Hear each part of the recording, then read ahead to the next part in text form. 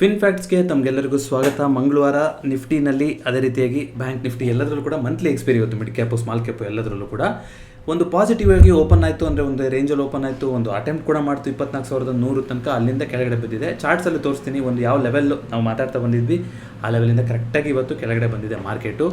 So ಇಲ್ಲಿಂದ ಏನು ಕೆಳಗೆ ಹೋಗುತ್ತಾ ಏನು ಅಂತ ನೋಡೋಕ್ಕೆ ಇವಾಗ ಆತಂಕ ಎಲ್ಲರಿಗೂ ಇರುತ್ತೆ. ಗಿಫ್ಟ್ ನಿಫ್ಟಿ ಟ್ರೇಡ್ ಆಗ್ತಾ ಇಲ್ಲ. ಹೌದು, ಗಿಫ್ಟ್ ನಿಫ್ಟಿ ಮಧ್ಯಾಹ್ನದಿಂದ ಟ್ರೇಡ್ ಆಗ್ತಾ ಇದೆ ಅಂತ ತೋರಿಸ್ತಾ ಇದೆ, ಆದರೆ ಟಿಕ್ ಆಗ್ತಾ ಇಲ್ಲ. ಏನಾಗಿರ್ಬೋದು? ಕ್ರೂಡ್ ಇವಾಗ ವಾಪಸ್ 101 ಮೇಲೆ ಹೋಗಿದೆ. US ಇರಾನ್ ಮೇಲೆ ತಿರ್ಗಾ ಒಂದಿಷ್ಟು ಅಟ್ಯಾಕ್ ಮಾಡಿ, ಇದೇನು ಅದಕ್ಕಲ್ಲಪ್ಪ, ಇದು ನಮ್ಮದು ಸೇಫ್ಟಿಗೋಸ್ಕರ ನಾವು ಮಾಡ್ಕೊಂಡಿರೋದು ಅಂತ ಹೇಳ್ತಾರೆ. ಯಾವ ಥರ ವರ್ಕ್ ಆಗುತ್ತೆ ಇದು? ಅಟ್ಯಾಕ್ ಮಾಡಿಕೊಂಡು ಯುದ್ಧ ಸಂಧಾನ ಆಗ್ತಾ ಇದೆ ಅಂದರೆ ಹೇಗೆ ವರ್ಕ್ ಆಗುತ್ತದು? ಆಗೋದಿಲ್ಲ. ಒಂದಿಷ್ಟು ಕಂಪ್ನಿಗಳ ರಿಸಲ್ಟ್ಸ್ ಕೂಡ ಬಂದಿದೆ, ಎಲ್ಲದನ್ನು ಮಾತಾಡ್ತಾ ಹೋಗೋಣಂತೆ. ಮೊದಲನೇದಾಗಿ ಇವತ್ತಿನ ನಿಫ್ಟಿ 50ಯ ಟಾಪ್ ಲೂಸರ್ ಅಂತ ನಾವು ನೋಡ್ತಾ ಬರೋದಾದರೆ ಐ ಥಿಂಕ್ ಟ್ರೆಂಟಲ್ಲಿ 1.4, ಅಪೋಲೋ ಹಾಸ್ಪಿಟಲ್ಲಿ 1.73 ಬಂದಿದೆ. ಬಹುಶಃ ಅದೇ ಇವತ್ತಿನ ಟಾಪ್ ಲೂಸರು. ಬ್ಯಾಂಕಿಂಗ್ ಸೆಕ್ಟರೆಲ್ಲ ಕೂಡ ಇವತ್ತು ಸ್ವಲ್ಪ ನೆಗೆಟಿವ್ ಆಗಿತ್ತು. ನೋಡಿ, ಯಾಕೋ ಫ್ಲೈಟಿಂದು ಕಾಲ ಸರಿಯಿಲ್ಲ ಅಂತ ಅನಿಸುತ್ತೆ. ಮೊನ್ನೆ ಬೆಂಗಳೂರು ಟು ಡೆಲ್ಲಿ ಹೋಗೋ ಫ್ಲೈಟಲ್ಲಿ ಒಂದಿಷ್ಟು ಆತಂಕಕರ ಸಿಚುವೇಶನ್ ಬಂದಿತ್ತು. ಏರ್ ಇಂಡಿಯಾದಲ್ಲಿ ಏನು ಬಂದಿತ್ತು. ಇವತ್ತು ಬೆಂಗಳೂರಿಂದ ಚೆನ್ನೈ ಹೋಗೋ ಇಂಡಿಗೋ ಫ್ಲೈಟಲ್ಲಿ ಒಂದಿಷ್ಟು ಹೊಗೆ ಕಾಣಿಸ್ಕೊಂತು, ಮತ್ತೊಂದಾಯಿತು ಅಂತ ಇಳಿಸಿದ್ರು ಅಂತೆಲ್ಲ ಬರ್ತಾ ಇದೆ. ಯಾಕೋ ಫ್ಲೈಟಿಂದ ಒಂದಾದ್ಮೇಲೆ ಒಂದು ಬರ್ತಾನೆ ಇದೆ ಸುದ್ದಿಗಳು. ಒಂದು ನೆಗೆಟಿವ್ ನ್ಯೂಸ್ ಆಗ್ಬೋದು ನಾಳೆ ಇಂಡಿಗೋಗೆ, ನೋಡೋಣಂತೆ.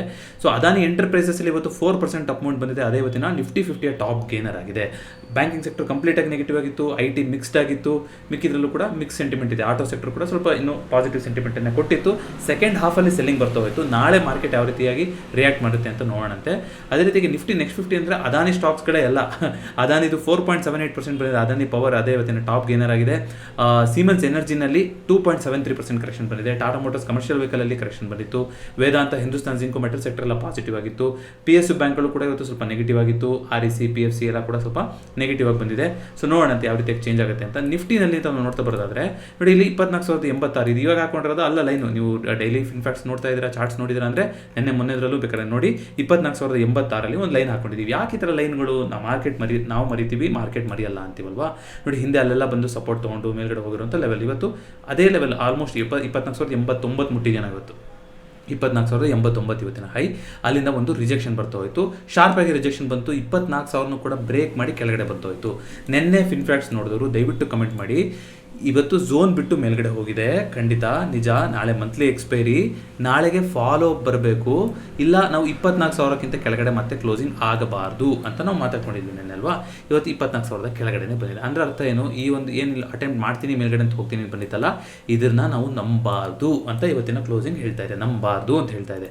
ನಾಳೆ ಇದು ಮೇಲ್ಗಡೆ ಹೋದ್ರೆ ಏನು ಮಾಡೋಣ? ಮೇಲ್ಗಡೆ ಹೋದ್ರೆ ನೋಡೋಣಂತೆ 24,200 ತನಕ ಅಟೆಂಡ್ ಮಾಡುತ್ತಾ ಅಂತ. ಎರಡು ಉದಾಹರಣೆಗೋಸ್ಕರ ಹೇಳ್ತೇನೆ, ದಯವಿಟ್ಟು ಅರ್ಥ ಮಾಡ್ಕೊಳ್ಳಿ. ಸೊ ಇಲ್ಲಿಂದ ನೀವು ಒಂದು ಟ್ರೆಂಡ್ ಲೈನ್ ಅಂತ ನೀವು ಹೇಳ್ಕೊಂಬಂದ್ರೆ ಹೆಚ್ಚು ಕಮ್ಮಿ ಈ ಟ್ರೆಂಡ್ ಲೈನಿಗೆ ಬರುತ್ತೆ. ಕರೆಕ್ಟಾಗಿ ಕೂತ್ರೆ ಇನ್ನೂ ಸ್ವಲ್ಪ ಮೇಲೇ ಬರುತ್ತಿತ್ತು.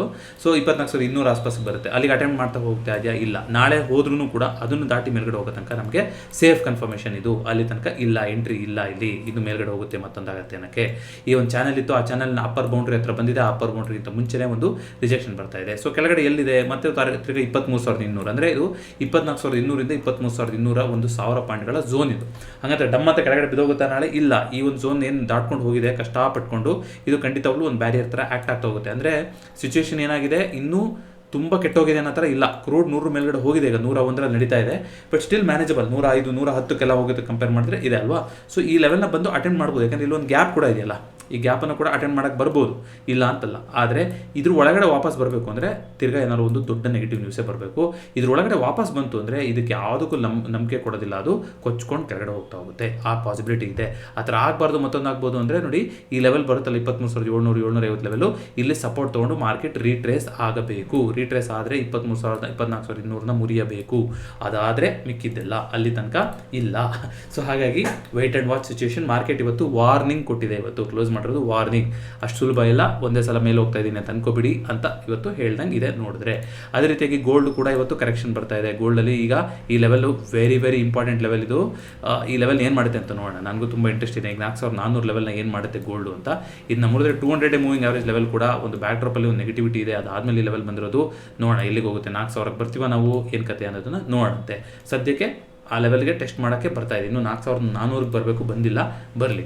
ಸಿಲ್ವರು ಇವತ್ತು ಸ್ವಲ್ಪ ನೆಗೆಟಿವ್ ಆಗೇ ಇದೆ. ಇವತ್ತು ನೋಡಿ 75, 97 ಇಲ್ಲಿ ನಡೀತಾ ಇದೆ. ಸಿಲ್ವರಲ್ಲೂ ಕೂಡ ಸೇಮ್ ಸಿಚುವೇಶನ್ನೇ ಇದೆ.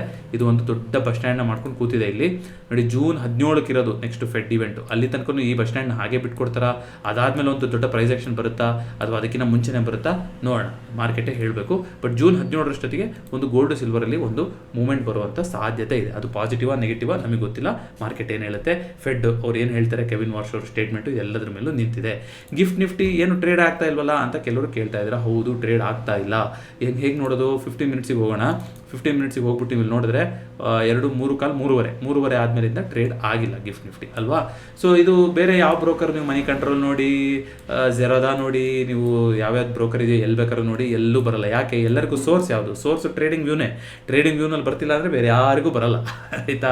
ಸೊ ಇದು ಟ್ರೇಡಿಂಗ್ ವ್ಯೂ ಪ್ರಾಬ್ಲಮ್ಮಾ, ಗಿಫ್ಟ್ ನಿಫ್ಟಿ ಪ್ರಾಬ್ಲಮ್ಮಾ ಗೊತ್ತಿಲ್ಲ. ಯಾರಾದರೂ ಚೆಕ್ ಮಾಡಿದ್ರೆ ಅಂದರೆ ಫಾಲೋ ಅಪ್ ಮಾಡಿ ಹೇಳಿ. ಸದ್ಯಕ್ಕೆ ಟಿಕ್ ಆಗ್ತಾ ಇರೋದು ಕಾಣಿಸ್ತಾ ಇದೆ. ಮೋಸ್ಟ್ಲಿ ಟ್ರೇಡಿಂಗ್ ವ್ಯೂ ಗ್ಲಿಚ್ಚೇ ಇರ್ಬೋದು. ಸೊ ಅವ್ರು ಸರಿ ಆದರೆ ಇಲ್ಲಿ ನಿಮಗೆ ರಿಫ್ಲೆಕ್ಟ್ ಆಗ್ತಾ ಹೋಗುತ್ತೆ. ಸದ್ಯಕ್ಕೆ ನಡೀತಾ ಇಲ್ಲ. ಸೊ ಓವರಾಲ್ ನೋಡೋದಾದರೆ ನಿಫ್ಟಿ ಇವತ್ತು 24,000 ಕೆಳಗಡೆ ಬಂದು ಕ್ಲೋಸಿಂಗ್ ಆಯಿತು. ಬ್ಯಾಂಕ್ ನಿಫ್ಟಿ ಒಂದು ಮಾರ್ಜಿನಲಿ ಒಂದು 200 ಪಾಯಿಂಟ್ಗಳ ಕ್ಲೋಸಿಂಗ್ನ ಕೊಟ್ಟಿದೆ. ಸೆನ್ಸೆಕ್ಸಲ್ಲೂ ಕೂಡ 479. ನಾಡಿದ್ದು ಎಕ್ಸ್ಪೈರಿ, ನಾಡಿದ್ದು ರಜಾ ಅಲ್ವಾ, ನಾಳೆನೇ ಎಕ್ಸ್ಪೈರಿ ಸೆನ್ಸೆಕ್ಸಿಂದು. ಕರೆಕ್ಟ್, ನಾಡಿದ್ದು ಬಕ್ರೀದಿಗೆ ರಜಾ ಇರಬೇಕಲ್ಲ 28ಕ್ಕೆ, ನಾಳೆನೇ ಎಕ್ಸ್ಪೈರಿ ಆಗಿರುತ್ತೆ. ಅದೇ ರೀತಿಗೆ ಮಿಡ್ ಕ್ಯಾಪ್ ನಿಫ್ಟಿ ಪಾಸಿಟಿವ್ ಆಗಿತ್ತು ಇವತ್ತು. Fin Nifty 169 point. India Vicks ಇವತ್ತು ಇನ್ನೂ ಕೆಳಗಡೆ ಹೋಗಿತ್ತು, 5-6% ಕ್ರ್ಯಾಶ್ ಆಗಿತ್ತು. ಕೊನೆ ಟೈಮಲ್ಲಿ ಸ್ವಲ್ಪ ಸ್ಪೈಕ್ ಆಗಿ ತಿರ್ಗಾ 16 ಮೇಲ್ಗಡೆ ಬಂದಿದೆ. ಗಿಫ್ಟ್ ನಿಫ್ಟಿ ಟ್ರೇಡ್ ಆಗ್ತಾ ಇಲ್ಲ. ಕ್ರೂಡ್ 101 ಮೇಲೆ ಹೋಗಿದೆ, ಸ್ಪಾಟ್ ಪ್ರೈಸ್ ಹೇಳ್ತಾ ಇದ್ದೀನಿ. ಅದೇ ರೀತಿಯಾಗಿ gold silver almost flat to negative ಟೆರಿಟರಿನಲ್ಲಿದೆ. ಸೊ ಬಿಟ್ಕಾಯಿನ್ ನೋಡೋದಾದರೆ ಬಿಟ್ಕಾಯಿನ್ ಕೂಡ 1% ಫಾಲ್ ಆಗಿದೆ ಇವಾಗ.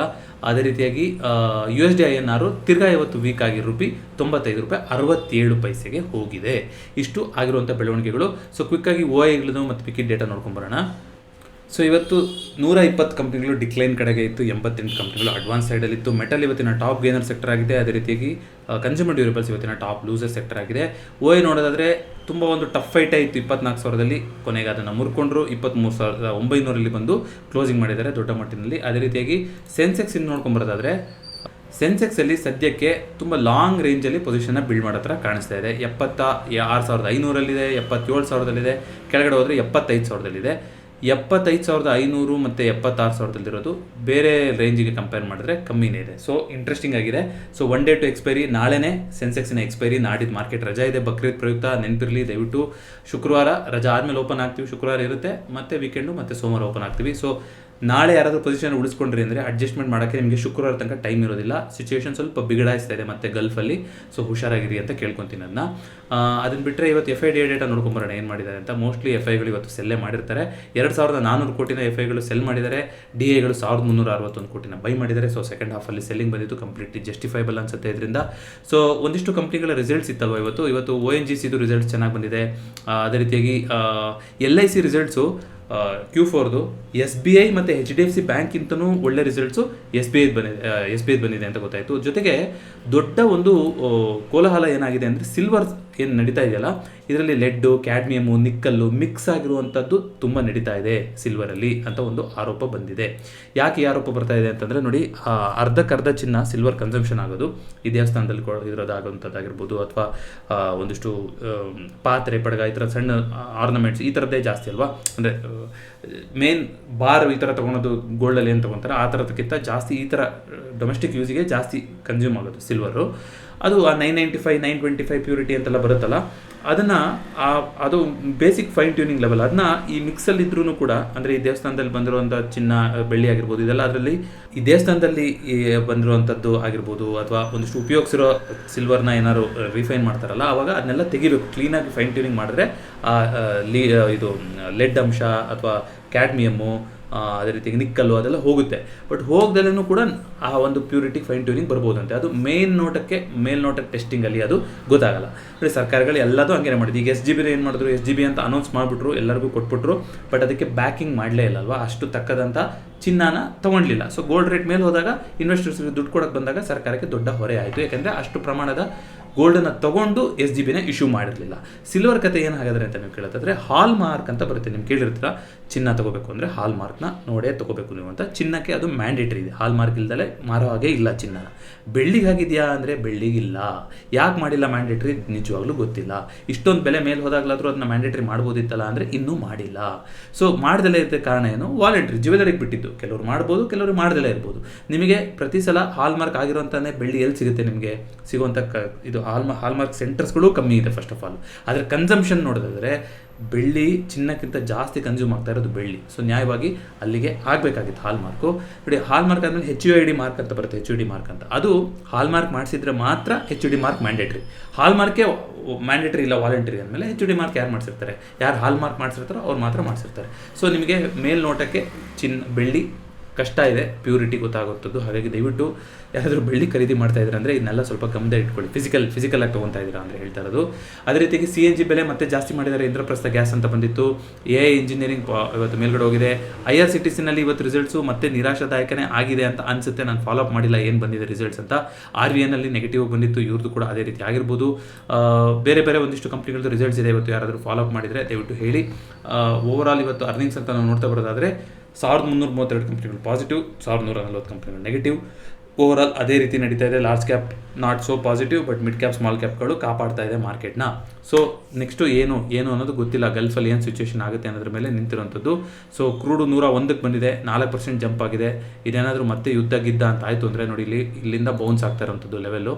ಸೊ ಈಗಲೂ ಕೂಡ ನೀವು ನಿನ್ನೆ ಲೆವೆಲ್ಲು ನೋಡಿದ್ರೆ ಈ ಲೆವೆಲ್ನ ಬಿಟ್ಕೊಟ್ಟು ಹೋಗಿಲ್ಲ ಅಲ್ವಾ. ನೋಡಿ, ಈ ಒಂದು ಬಸ್ ಸ್ಟ್ಯಾಂಡ್ ಝೋನ್ ಏನಿದೆ, ಈ ಬಸ್ ಸ್ಟ್ಯಾಂಡ್ ಝೋನು ಇದು ಹಾಗೇ ಇದೆ. ಅಂದರೆ 120 2 ಸಲ ಅಟೆಂಡ್ ಮಾಡಿದೆ, 3 ಸಲ ಅಟೆಂಡ್ ಮಾಡಿದೆ 120. ಅಲ್ಲಿಂದ ಬ್ರೇಕ್ ಮಾಡೋಕ್ಕಾಗಿಲ್ಲ. ಅದೇ ರೀತಿಯಾಗಿ ಈ $100 ಕೂಡ ಇಲ್ಲಿಂದ ರೈಸ್ ಆಗಿದ್ದಲ್ವ, ಇಲ್ಲಿಂದ ರೈಸ್ ಆಗಿದ್ದು ಇಲ್ಲೊಂದು ಸಲ ಅಟೆಂಡ್ ಮಾಡ್ತು, ಇಲ್ಲೊಂದು ಸಲ ಬ್ರೀಚ್ ಆಗಿ ಮತ್ತೆ ಕ್ಲೋಸಿಂಗ್ ಮಾಡೋಕ್ಕಾಗಲಿಲ್ಲ. ಇಲ್ಲಿ 2 ಲೆವೆಲ್ ಕೂಡ 2-3 ಸಲ ಟೆಸ್ಟ್ ಆಗಿದೆ. ಸೊ ಝೋನ್ ವೀಕ್ ಆಗ್ತಾ ಇದೆ. ಇದು ಕೆಳಗೆ ಹೋಗುವಂಥ ಕಾಲ ಸದ್ಯದಲ್ಲೇ ಇದೆ. ಕೆಲವರು ನೆನ್ನೆನೇ ಆಲ್ರೆಡಿ ಅಸಂಪ್ಷನ್ನ ಮಾಡಿದ್ರು. ಸೊ ಎಲ್ಲ ನಿಂತೋಗ್ತಾ ಇದೆ ಅಂತ ಕಾಣಿಸ್ತಾ ಇದೆ. ಈ ಲೆವೆಲಿಗೆ ಬಂದು ವಾಪಸ್ ಈ ಯುದ್ಧ ಎಲ್ಲ ಶುರುವಾಗಿಂತ ಮುಂಚೆ ಬಂದಿತ್ತಲ್ಲ 80 ಲೆವೆಲ್, 62, 70ಕ್ಕೆಲ್ಲ ಬಂದುಬಿಡುತ್ತೆ ಅಂತ ಕೂಡ ನೆನ್ನೆ ಕೆಲವೊಂದಿಷ್ಟು ಹೇಳ್ತಾ ಇದ್ರು.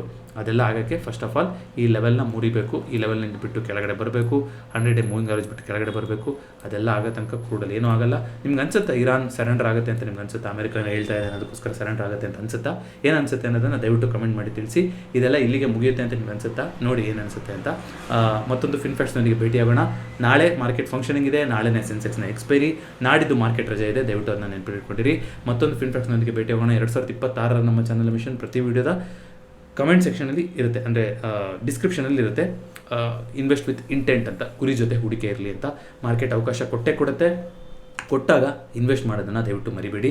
ಅದಕ್ಕೆ ಒಂದು ಗೋಲ್ ಜೊತೆ ಇನ್ವೆಸ್ಟ್ ಮಾಡಿ. ಒಂದು ಶಾರ್ಟ್ ಟರ್ಮ್ ಆಗಿದೆ, ಶಾರ್ಟ್ ಟರ್ಮಿಗೆ ಅಂತ ತೆಗೆದಿಡಿ. ಲಾಂಗ್ ಟರ್ಮ್ ಆದರೆ ಲಾಂಗ್ ಟರ್ಮ್ ಆಗಿ ಅಂತ ತೆಗೆದಿಡಿ.